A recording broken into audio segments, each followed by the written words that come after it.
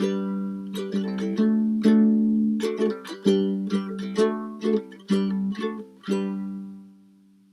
everyone, this is Zipporah again. You can call me Zippy. I'm a registered counseling therapist candidate and creative arts therapist based here in Halifax, Nova Scotia. So today's video we're going to be talking about how to talk to your kids about COVID-19. Number 1, limit our intake of media and discussions about the topic. I know, this is the hardest thing to do. There's always something in the media, and there's always so much to know, and there's always so much happening. But as we continually discuss the topic, and as we continually read media on the topic, our anxiety increases. Little kiddos in our lives, although they might not understand the topics of our discussion, or all of the vocabulary that we're using in their discussions, either on the news or in person with people, they do understand the tension in the room. They do understand the anxiety. When they notice the anxiety of adults in their lives increasing, they in turn will also begin to think that maybe they need to be worried about something, and maybe they need to be finding solutions for things. The adults in children's lives are the container. They are the thing that lets kiddos know that they are okay. It's up to us as adults to find ways for us to feel okay in order for us to then also let the little kiddos in our lives feel okay too. Number 2, let them know that big, strong, knowledgeable adults are on the case.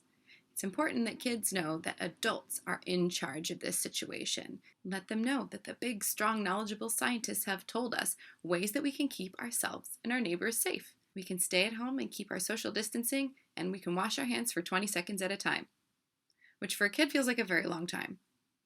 Actually, for an adult, it feels like a very long time too. But it's very important. Number 3, don't promise things that we don't have control over. Often adults, we want to make kids in our lives feel better and promise them that nothing bad is ever going to happen to us and that we'll protect them from everything. But in reality, that's not something that we actually have that much control over. So instead of promising things that we can't control, we can promise things that we can control. We can promise that no matter what happens, we'll take care of each other. We can promise that no matter what happens, we're doing everything that we can to keep ourselves and our neighbors safe. And we can promise that this won't last forever. Although it's really hard, this won't last forever. Promise. Number 4, name and validate hard feelings as they come up without trying to change them.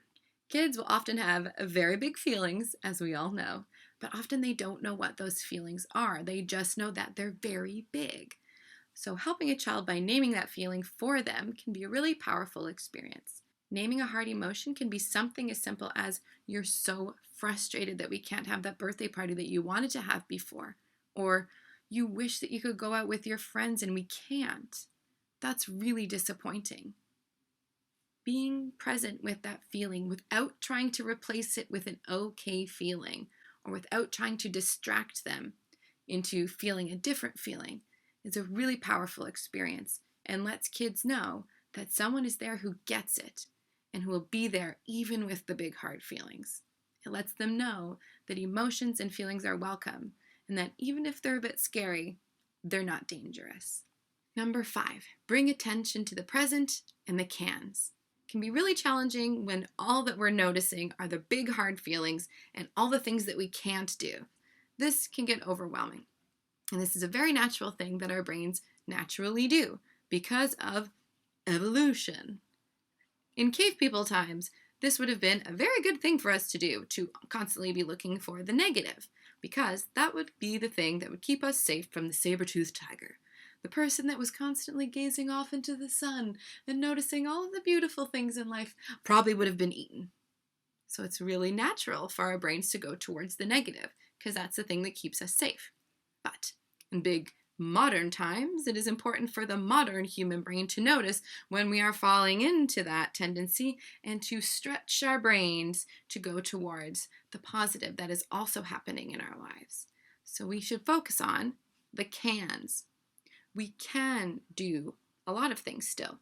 We can Skype our friends. Think of a science experiment and send it to our teacher. Write on the sidewalk in front of our house some different messages so people feel happy when they walk past. And dance on our balcony.